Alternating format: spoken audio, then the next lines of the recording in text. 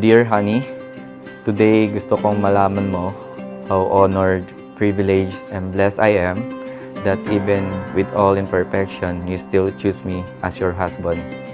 Di man ako kasing gwapo ng crush mo na si Jungkook, pero pinapangako ko na mamahalin kita araw-araw. I promise to listen when you don't feel heard.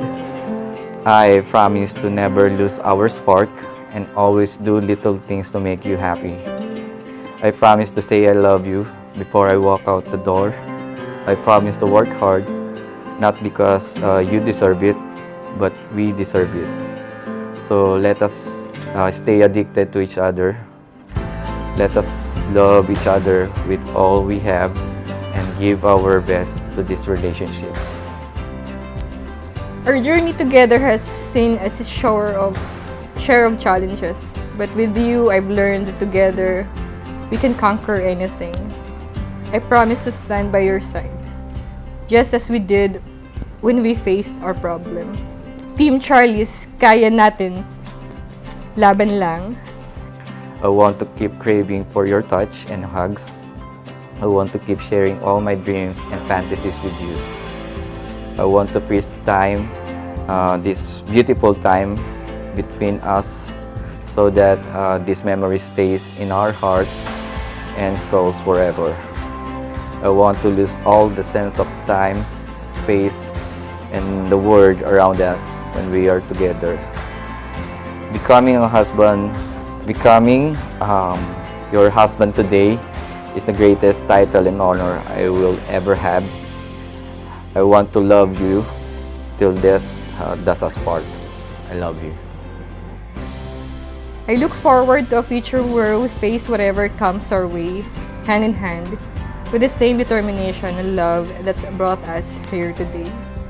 Honey, words can't express how deeply I love you and how grateful I am for the love you brought into my life. I promise to nurture our love, to stand by your side, through thick and thin, and to create a life full of laughter and cherished memories.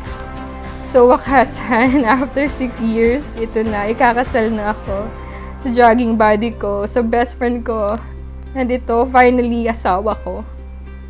I love you, honey.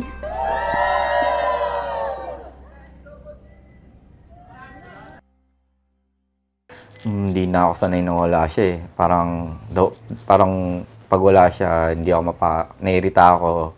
Parang kailangan ko siya lagi sa tabi ko, parang ganon.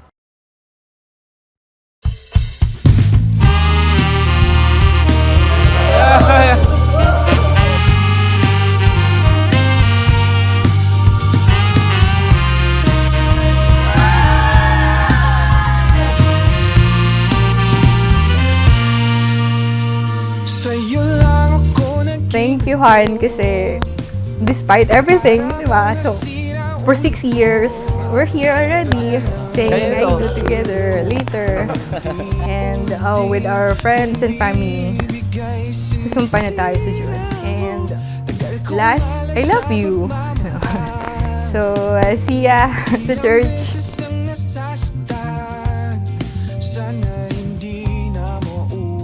Congrats and good health sa inyong dalawa.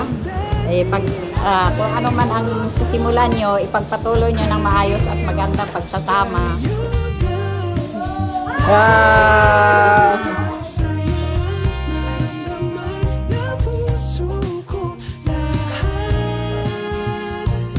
Honey, hindi ko naman mapapangako na lagi kitang mamahalin araw-araw. Of course, there will be a struggle. Parang kakaroon ng away, bati.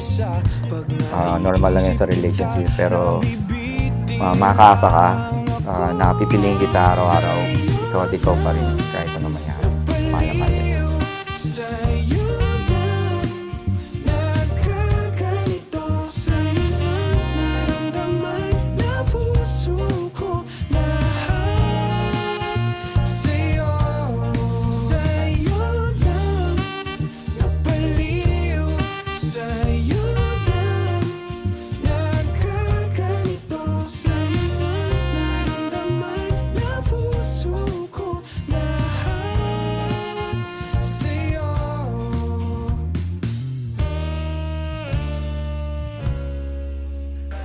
cannot love each other if you don't learn that love from God Himself.